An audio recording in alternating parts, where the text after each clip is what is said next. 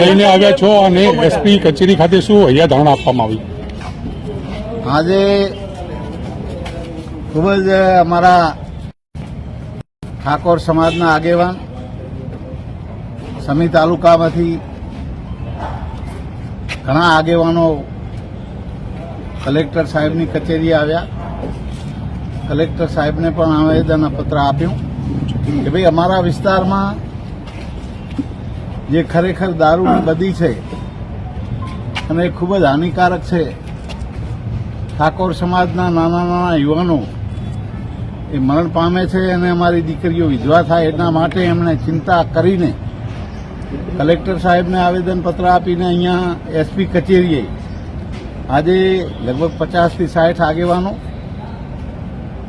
એ SP સાહેબને આવેદન આપ્યું અને વાત કરી. એટલે એમણે પણ વાત સ્વીકારી છે કે અમે તમારા રાધનપુર, સાંતલપુર, સમી, શંખેશ્વર, હારી સુધી જે ડીવાયએસપી કક્ષાના રેન્જના અધિકારીની 4 અમે ટીમો બનાવીને દરેક તાલુકે અમે મૂકીને જે આ ખરેખર દારૂનું દૂષણ છે એને અમે 100% નાથવાનું કામ કરીશું, નાબૂદ કરવાનું કામ કરીશું. પણ સાથે સાથે તમે કે અમાને સહકાર આપો એટલે અમે પણ ગામોગામમાં ટીમ બનાવી છે. જ્યાં કાંઈ આ દૂષણ થતું હોય એની જાણ અમારા ગામ સમિતિના લોકો દરેક આ વિસ્તારમાં ગામ સમિતિઓ બની છે. એ સમિતિઓ દ્વારા પણ દારૂની જે છે એની એ શોધખોળ કરીને એ પોલીસને જાણ કરશે, જેથી કરીને આ બધી કાયમના માટે નાબૂદ થાય અને દારૂનું દૂષણ નાબૂદ થાય. એના માટે આ બધા આગેવાનો, તમામ યુવાનો આગેવાનો, બીજી સમાજના આગેવાનો પણ આવ્યા છે. કારણ કે આ ખૂબ જ જરૂરી છે.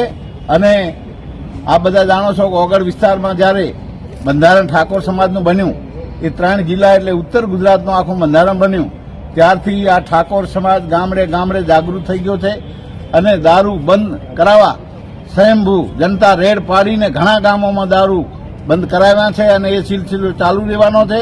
અને ઠાકોરો યુવાનો ખૂબ જ સક્રિય થઈ ગયા છે. એ 100% દારૂ બંધ કરાવવાના છે. એટલા માટે આજે આવેદન આપ્યું.